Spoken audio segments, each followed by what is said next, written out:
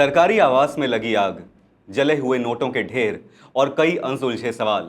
मामला बढ़ा तो जांच हुई और अब जांच समिति की रिपोर्ट ने इस पूरे कैश कांड पर कई अहम निष्कर्ष सामने रख दिए हैं। जांच में जस्टिस यशवंत वर्मा के खिलाफ कौन कौन से आरोप साबित हुए, जानेंगे इस रिपोर्ट में। नमस्कार, आप देख रहे हैं आपका अपना न्यूज चैनल सत्य सर्वोच्च न्यूज और मैं हूं सोम।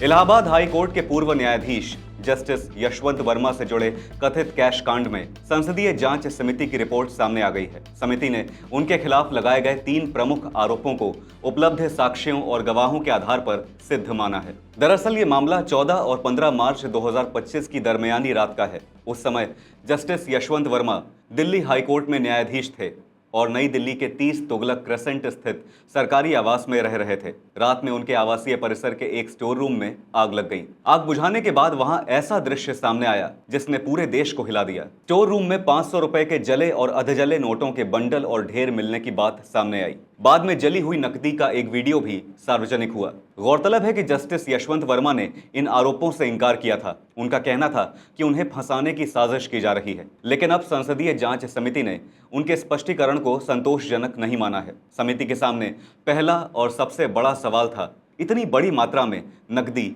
आखिर उस स्टोर रूम तक पहुंची कैसे? जांच समिति के मुताबिक जस्टिस वर्मा इस बात का संतोषजनक जवाब नहीं दे सके कि वहां मिले नोटों का स्रोत क्या था और उनका मालिक कौन था। समिति ने कहा कि आधिकारिक आवासीय परिसर में इतनी बड़ी मात्रा में भारतीय करेंसी की मौजूदगी को लेकर दिया गया स्पष्टीकरण पर्याप्त नहीं था। हालांकि यहाँ एक महत्वपूर्ण बात यह भी है कि समिति ने यह निष्कर्ष नहीं दिया कि आपराधिक अर्थों में बरामद सभी नोट व्यक्तिगत रूप से जस्टिस वर्मा के ही थे, लेकिन नकदी की मौजूदगी, उसके स्रोत और स्वामित्व पर कोई विश्वसनीय और स्पष्ट जवाब न मिलना जांच में जस्टिस वर्मा के खिलाफ गया। दूसरा सवाल जुड़ा था सबूतों के संरक्षण और घटनास्थल की स्थिति से छेड़छाड़ के आरोप से। समिति ने पाया कि मामले से जुड़े भौतिक साक्ष्यों को जिस तरह सुरक्षित किया जाना चाहिए था वैसा नहीं हुआ।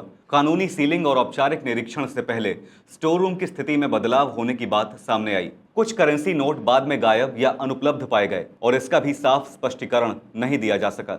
समिति ने इसे साक्ष्यों के संरक्षण में गंभीर लापरवाही और विफलता माना। साथ ही घटनास्थल पर पहुंचने वाले पुलिस और फायर अधिकारियों की भूमिका पर भी सवाल उठाए गए। रिपोर्ट के मुताबिक इतनी संवेदनशील बरामदगी के बावजूद नकदी को तत्काल जब्त और सुरक्षित न करना एक गंभीर चूक थी। हालांकि रिपोर्ट में यह भी साफ किया गया कि केवल साक्ष्यों में बदलाव या नोटों के गायब होने से यह स्वतः साबित नहीं होता कि जस्टिस वर्मा ने खुद नोट हटाए थे।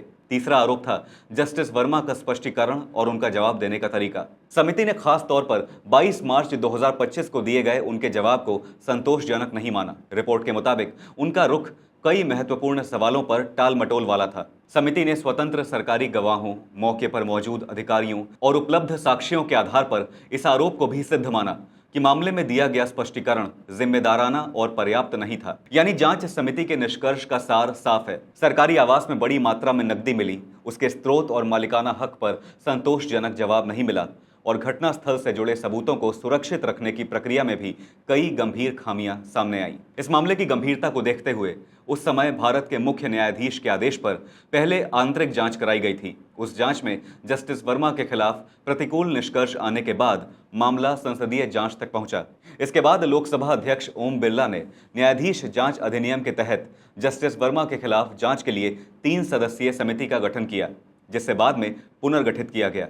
अंतिम समिति में सुप्रीम कोर्ट के न्यायमूर्ति अरविंद कुमार, बॉम्बे हाईकोर्ट के मुख्य न्यायाधीश न्यायमूर्ति श्री चंद्रशेखर और वरिष्ठ अधिवक्ता बीवी आचार्य शामिल रहे। इस समिति ने अपनी रिपोर्ट मई 2026 में लोकसभा अध्यक्ष को सौंप दी। इस बीच घटनाक्रम में एक और महत्वपूर्ण मोड़ आया। जस्टिस यशवंत वर्मा ने 9 अप्रैल 2026 को राष्ट्रपति को अपना इस्तीफा सौंप दिया था, लेकिन इस्तीफे के बावजूद जांच रिपोर्ट की संसदीय प्रक्रिया जारी रही। लोकसभा अध्यक्ष की ओर से कहा गया था कि इस रिपोर्ट को मॉनसून सत्र में संसद के दोनों सदनों के समक्ष रखा जाएगा।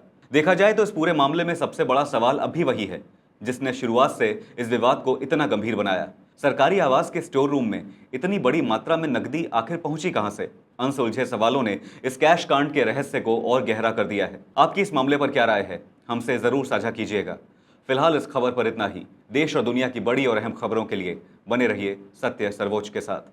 लाइक, कमेंट और शेयर करना ना भूलें। अपना ख्याल रखें। धन्यवाद। जय हिंद।